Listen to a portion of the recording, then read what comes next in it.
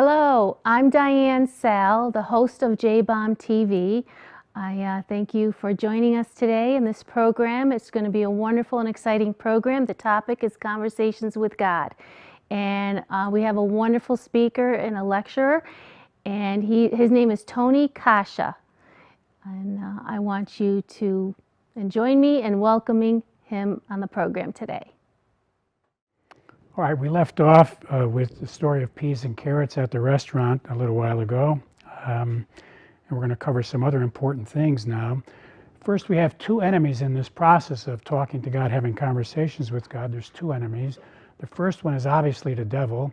He's been working at trying to get as many souls to hell as possible before the end of the world. His ball game is he wants to have as many slaves as possible to do his bidding for eternity. So he's obviously the enemy. He doesn't want us doing what God wants us to do. The second enemy we have is that thing you see in the mirror every morning. You get up in the morning, you look in the mirror, that's the other enemy. It's the flesh. Because inside of us, as I said earlier, we have our spirit and the Spirit of God. And we're supposed to, in harmony with God, control what this body does. That's what Jesus did. That's what the saints did, and that's why they became saints. Saints simply described are people who radiate the presence of God so much that they look like another Jesus. So that's what the saints became. They became people like St. Francis of Assisi, St. Padre Pio. They actually had the wounds of Christ from the cross on their body. That's how holy they were. So we have these two enemies. But God, in His mercy and His love and His wisdom, He gave us 5 things to protect us from the devil, from the flesh. There's 5 things to protect us, okay? So it's important for us to know them. And there, again, everything about talking to God, listening to God is really very simple. You know, it's not rocket science, and He wants to talk to us. But here are the 5 things to protect us. First, there's the Bible. We talked about there's 5,000 years of stories in the Bible. So the Bible tells us how God was annoyed with people or happy with people throughout history. And if we read our Bible, we come to know what God expects from us.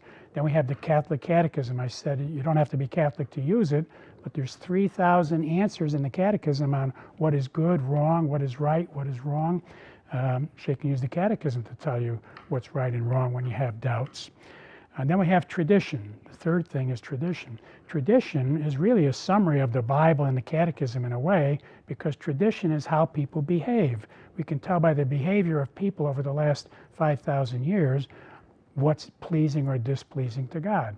So tradition kind of tells us, in actual fact, by people's behavior, what the Bible and the Catechism must be saying. The fourth protection is inner peace. When you're talking to God, when God's talking to you, when you're sure that's happening, you have a tremendous inner peace. That's evidenced by the martyrs in history, the saints who were fed to the lions and when it walked in without complaining. Many saints died without complaining. They thought it was God's will. They were being persecuted, and they had such peace, and that's abundant peace. That's why, you know, Jesus said, I leave you my peace. My peace I give you, not the way the world gives you peace, but God's peace is different. And you come to feel that when you're talking to God, you'll notice His peace. When the devil's talking to you, you'll notice you don't have peace. And that's a real good barometer for us. And the fifth thing is wise counselors.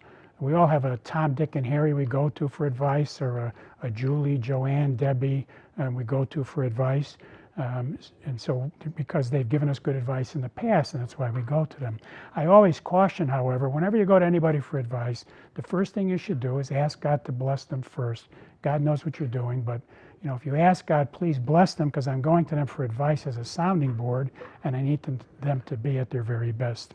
Wise counselors, by the way, also includes, we go to doctors, lawyers, chemists, accountants, you know, because they're trained and schooled and certified. So God has given us wise counselors on the planet Earth. It includes ministers, priests, rabbis, leaders of your church. All right, so the 5 things to protect us again are the Bible, the Catechism, tradition, inner peace, and wise counselors. And by the way, tradition, I like to take a sidestep. Tradition tells us many things, like you'll hear people condemn you. If you celebrate Christmas, they condemn you. But they don't really know what tradition has done, you see. In tradition, God has set up holidays and holy days to celebrate. So to celebrate Christmas is not a bad thing. And the proof is, in the Old Testament, God set up holidays like Yom Kippur, Rosh Hashanah, Feast of Tents, the Passover feast. God set up all of these commemorative holidays to be celebrated because it's good for mankind to do that. So when you celebrate Thanksgiving and Easter and Christmas and people condemn you, tell them they should read their Bible. They'll find out that God blesses holidays and wants us to. And here's a good point to make. One of the holiest saints we know about, St. Francis of Assisi, he's the saint who created the creche that goes under the altar and under the Christmas tree. He's the saint that created that. I don't think one of the holiest people on the planet Earth would be giving us an evil thing to do. And that's in our traditions that people don't know about. Okay, now there are many times in the Bible where God indicates he's willing to work with us. I told you about the book of Numbers. If you read Hosea chapter 11, you'll see how heartfelt God is pleading with mankind to please come to me. He says, I'm always trying to draw you to me. I'm trying to love you. I'm trying to protect you, but you keep running away and you keep ignoring me. And that's in Hosea chapter 11. It almost brings you to tears to hear God pleading, please come back to me. Okay? Now, there's a great place in the Bible relative to talking to God and following God's will where we see a wonderful story, and it's the story of General Gideon. It's in the book of Judges, chapter 6, and it's a wonderful story, and here's what happens.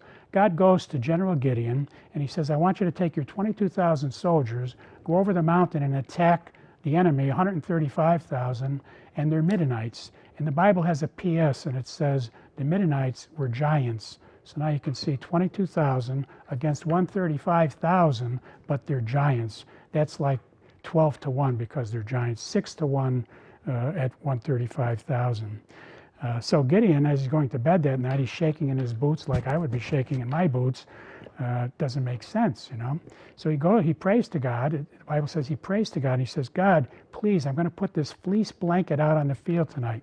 Fleece is a puffy wool, soft blanket. Because fleecing, in Webster's dictionary, fleecing is a bad word, but in the Bible, fleecing is this Gideon story. And he puts a fleece blanket out. He says to God, when I get up in the morning after the dew comes down, if the fleece blanket is saturated and drenched, but the ground is all dry, then I'll know I'm hearing you, God.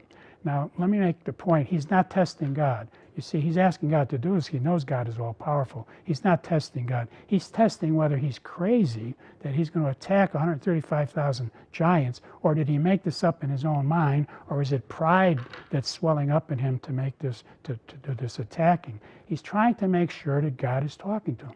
So he wakes up the next morning, he rushes out, and sure enough, the blanket is drenched, the ground is all dry. And now he feels very courageous. So the whole day he's strong and courageous, except on the way to bed on that next night, he starts shaking in his boots again, like I would. I don't think I would ever stop shaking in my boots. So he goes back to God and he says, God, please bear with me one more time. Don't be angry with me, God, please. I'm going to put the blanket out again tonight. When I wake up tomorrow, if the blanket is dry and the ground is all drenched, then I'll know I'm hearing you and I'm not imagining this. He wakes up the second day. Sure enough, it's exactly what he asked for. The blanket is dry, the ground is drenched, the opposite of the prior day, and now he's ready. So he comes before God and he's ready, and God says, nope, you have too many soldiers. You see, when people attack my people, I want the world to know that I fight my people's battles. So you have too many soldiers, Gideon. And he starts day after day, sends more and more home, until finally Gideon has 300 soldiers left. And he tells them he's going to attack. He tells them what to do with the 300 soldiers, exactly details what to do, and they win the war. And the Bible says that the world at large said, truly, truly, God fights the battles of these people. So it's a great story about God telling you what to do, giving you fleeces to make sure you're hearing him straight. Wonderful story. Judges chapter 6. So let me tell you about a case that I fleeced once in my life. It goes back about 25 years ago. My daughter and I went to morning mass on a Saturday, and we did bonding with different children every week. I had 3 children. This week was my oldest daughter. And we went to breakfast after mass, and we started talking about the fact I had to purchase a second car. And we talked about the fact that we just went to morning mass. We swallowed the holy presence of God, you know, that tangible bread in the Catholic tradition. So now not only did we have the Spirit of God with us, but we had the tangible, solid presence of God in that Eucharist that we just consumed and swallowed. And so it's a great time to be asking God for advice, right? We've got an extra force and an extra benefit in the presence of God, and we just prayed for a half an hour at Mass. So we decided we would mentally ask God 5 questions each, and then we would compare notes. And this would be kind of my fleecing to make sure I'm getting the right answers if my daughter matches the same thing. So we asked about what make, what model, what color, what price, and what dealer to go to.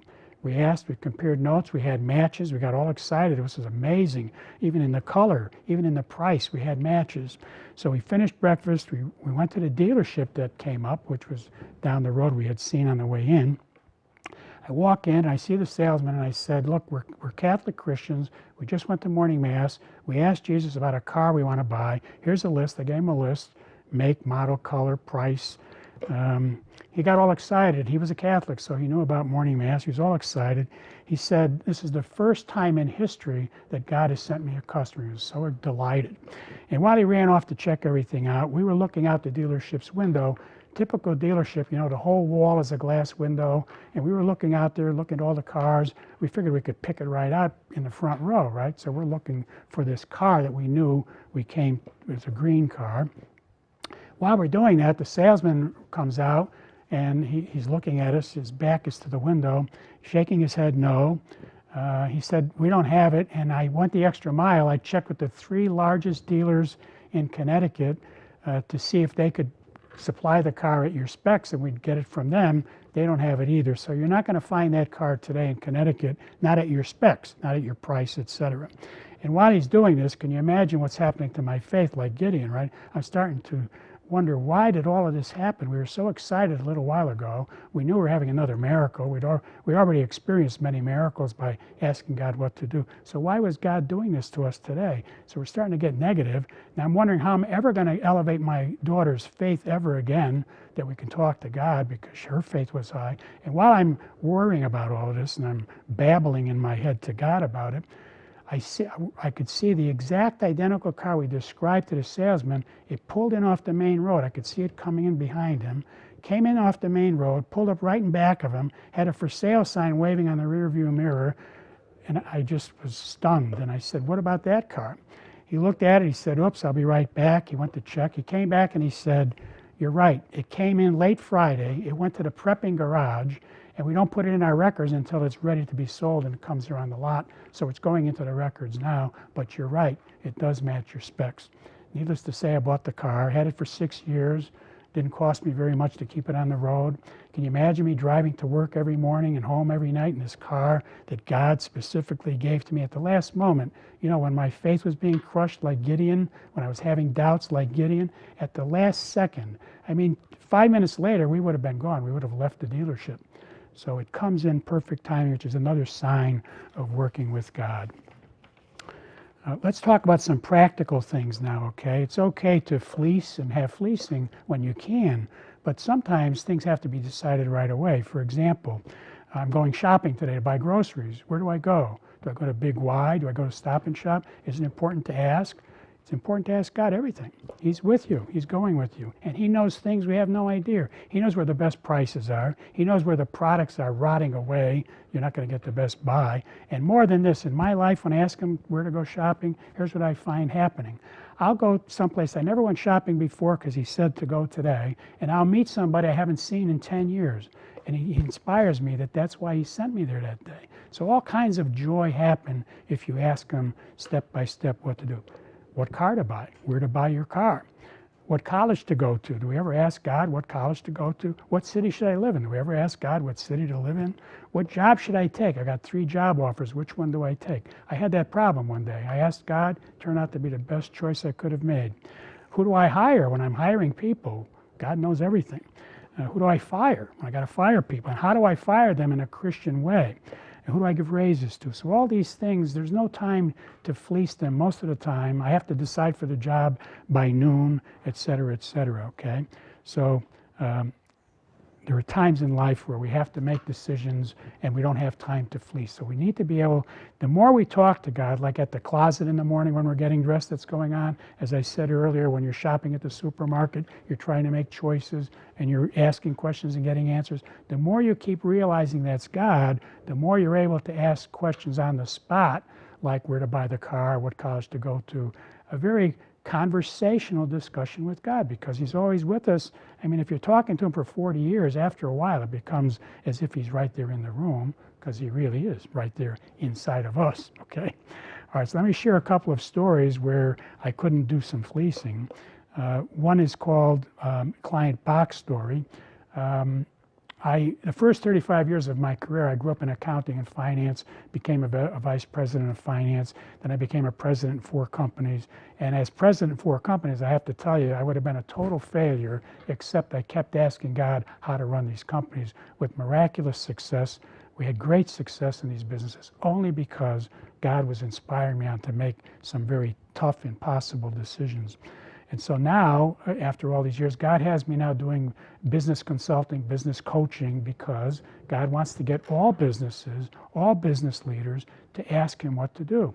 You see, in God's eyes, each business is like a kingdom. The leader of the business is a king. All the people under him are like subjects. And God wants to love the subjects by loving through the king. So I try to help businesses go to God, how to run a business, and do it with God with great success. So this one particular morning, I went to my client. We'd already worked together for about 6 months. We'd already seen miracles already, and we were both talking to God, both of us. I walk in Monday morning. I had a presentation to give to him and his people. And when I got there, normally his office is very posh and pristine, well-kept, president's office. And I walk in this Monday morning, and there's like 50 boxes strewn all over the office, papers hanging out of all the boxes, on the chairs, on the desk. The place was a mess, and I was stunned. He wasn't even there. His people told me he got a call on Friday. This was Monday morning. He got a call on Friday from his lawyer.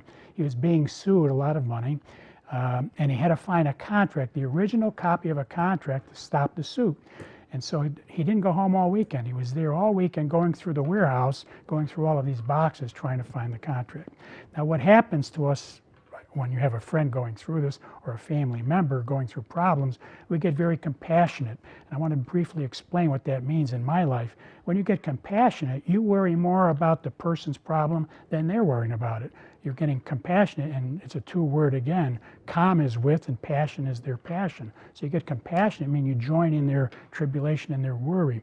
So when I heard all of this, and I know we had miracles before, I couldn't understand why God was allowing all this to happen, why he was struggling and suffering now with this lawsuit. And I'm babbling and babbling. And I told you about these epiphanies of wisdom. You know, God can put a 500-page book of wisdom in your mind at the blink of an eye. That's what happened. While I was babbling, God put into my mind exactly what I had to do. And here there were steps. The step was, look down at that box. Out of 50 boxes, look at this box. It was next to my leg. I looked down. I saw a yellow folder. He said, take the yellow folder out. I opened the yellow folder, and there it was, the contract. Out of 50 boxes, I was standing right next to the box. Kind of like the peas and carrots story, right? So, and while I was looking at it, the president came walking in. I said, I got it. And he looked at me, and he knew instantly. God inspired him. You know, we'd already had some other miracles. And that's my client box story. We found the contract like that in the blink of an eye. There's another story, somewhat similar. We were celebrating a holiday at our house. We had family and friends over. And while we were celebrating the holiday, some of us began to play poker. We weren't gambling. We played for toothpicks. We played for pennies. And I supplied the pennies, and I supplied the toothpicks. So we weren't gambling. We played for the art and the science of the game. And while we were playing poker, some people standing around watching us started to argue about God. There were a couple of people with a tendency of atheism. They sounded like they didn't believe in God at all. A couple of people sounded like they just didn't know if there was a God.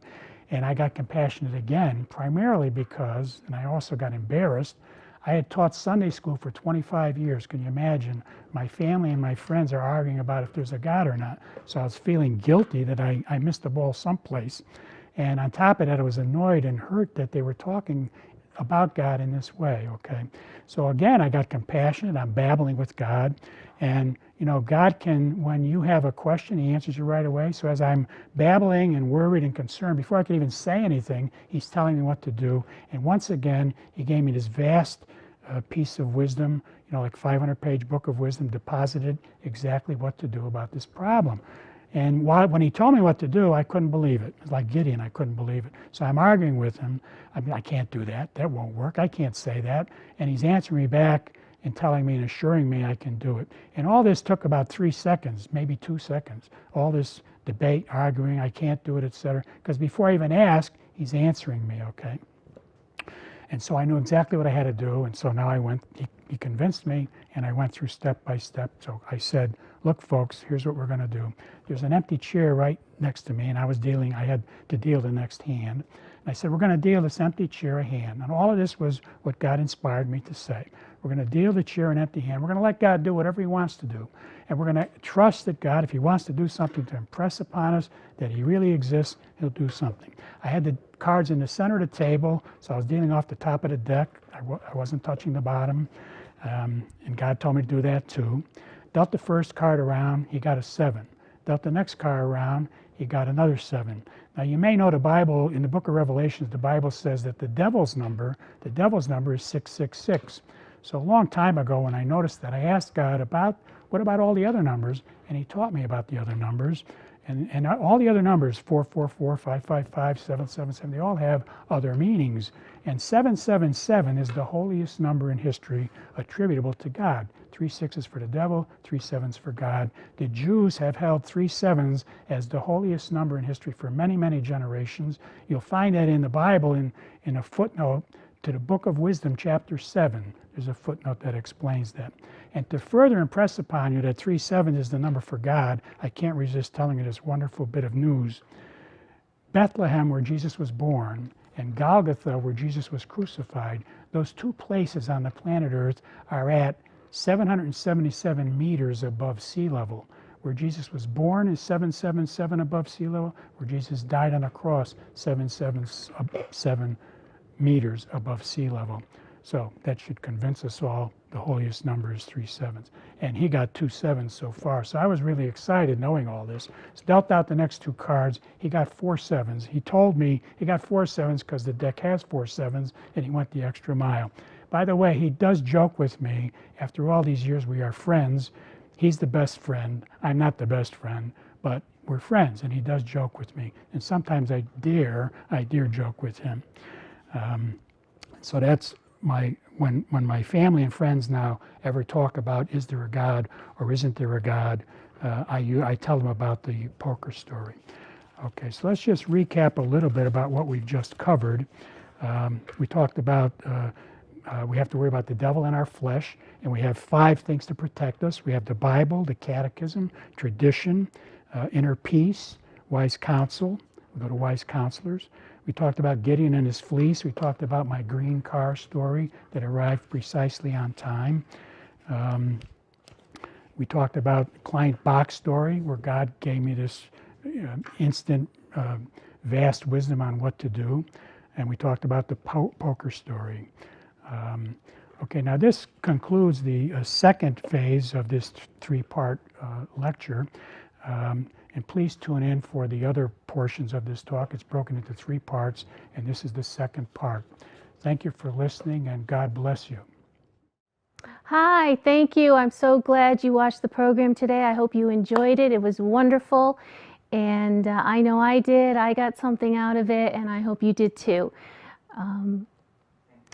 I want to thank you again for watching JBomb TV. I encourage you to visit the website, jbombtv.com. And as well, I want to thank Tony Kasha for his time and efforts today. Thank you so much, Tony. And I also thank Nutmeg TV in Farmington, Connecticut for having this program today. Thank you, and God bless.